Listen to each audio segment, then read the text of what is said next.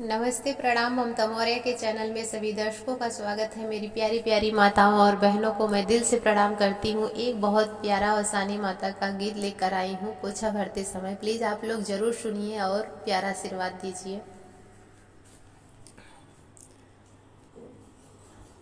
सात सुहागिन बैठी, सात सुहागिन बैठी, आसन लगाई हो भरल अपन कोच मैया। मन मुस्काई हो भरल अपन कोच मैया। मन मुस्काई हो भरल अपन कोच मैया। मन मुस्काई हो भरल अपन कोच मैया। लैया के जैसे बड़े घर परिवार हो, लैया के जैसे बड़े घर परिवार हो। चनवा के जैसे बिखरे खुशियाँ हजार हो, चनवा के जैसे बिखरे खुशियाँ हजार हो। अमवा के पल्लई जैसे, अमवा के पल्लई जैसे, जीवन हरियराय हो भरल अपन कोच मैया। मन मुस्काई हो भरल अपन कोच मैया। मन मुस्काई हो भरल अपन कोच मैया। सात सुहागिन बैठी, सात सुहागिन बैठी, आसन लगाई हो भरल अपन कोच मैया। मन मुस्काई हो भरल अपन कोच मैया।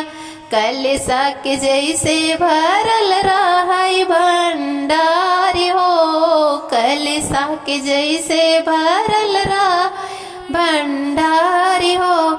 हरवा के लरिया जैसे जुड़े बेओहारी हो, हरवा के लरिया जैसे जुड़े ओहारी हो।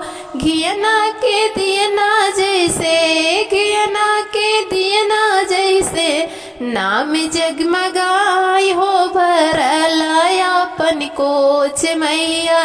मन मुस्काई हो भरल अपन कोच मैया। मन मुस्काई हो भरल अपन कोच मैया। सात सुहागिन बैठी, सात सुहागिन बैठी, आसन लगाई हो भरल अपन कोच मैया। मन मुस्काई हो भरल अपन कोच मैया। सेनुरा सुहागिन बड़े करे सिंगार हो, सेनुरा सुहागिन बड़े करे सिंगार हो।